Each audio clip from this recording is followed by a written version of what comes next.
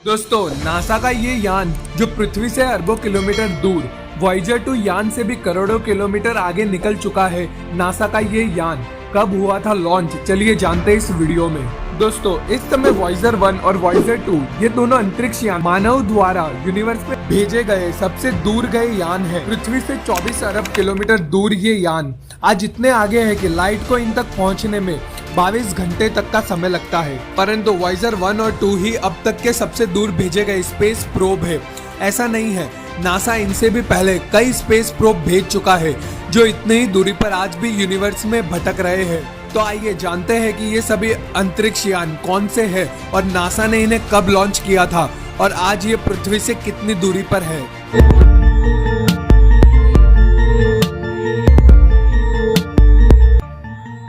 दोस्तों, साल 1972 में नासा ने पॉइनर 10 नाम का स्पेस प्रोब लॉन्च किया था। इसका काम सोलर सिस्टम के सबसे बड़े ग्रह बृहस्पति की बेहद पास से इमेजेस लेना था।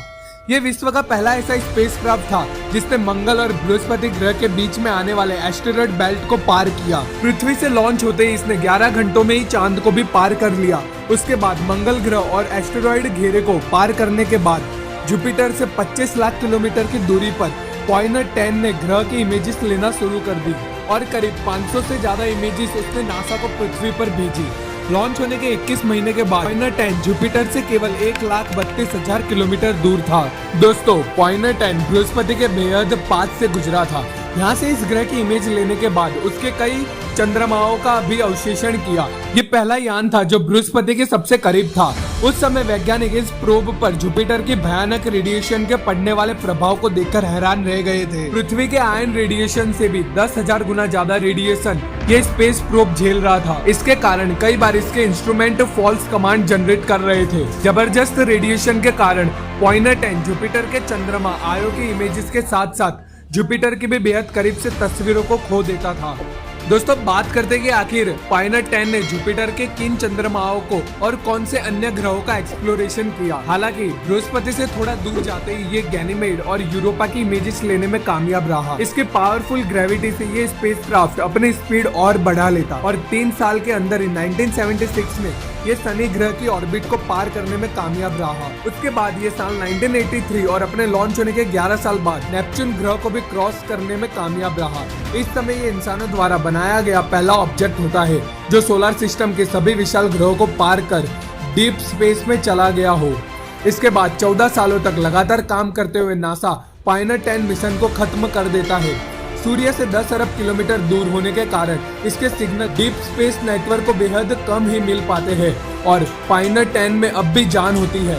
साल 2003 में ये स्पेस प्रोब अपना अंतिम सिग्नल नासा को देकर हमेशा के लिए अनंत ब्रह्मांड की ओर निकल जाता है। दोस्तों, अब बात करते कि आखिर कहाँ है पॉइनर 10। इस समय ये स्पेस प्रोब 12 किलोमीटर प्रति सेकंड की गति पर इंटरस्टेलर स्पेस में यात्रा कर रहा है। ये वॉयेजर 1 के बाद दूसरा सबसे दूर मौजूद स्पेस प्रोब है। वॉयेजर 2 से यह आज भी 30 करोड़ किलोमीटर दूर है, पर 2 साल बाद वॉयेजर 2 इसे पीछे कर देगा। अगर इसके इंटरस्टेलर ट्रैवल की बात की जाए तो ये स्पेस प्रोब जिस रास्ते पर है तो इसे अपने सबसे नजदीकी स्टार पर जाने में अभी 20 लाख साल लगेंगे।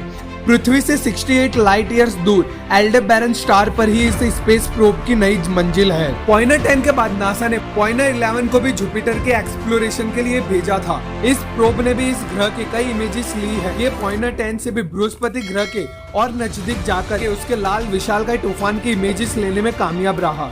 साल 1995 में अपने मिशन के 21वें साल में इस प्रोब का संपर्क नासा से टूट गया, पर ये अभी भी इस सोलर सिस्टम का हिस्सा है और अब इंटरस्टेलर स्पेस में जा चुका है। दोस्तों, अंतरिक्ष से जुड़ी ऐसी जानकारी के लिए खींची फ्री स्टाइलर यूट्यूब चैनल को सब्सक्राइब करें और साइड में रखे बेल आइकन को दबा दीजिए।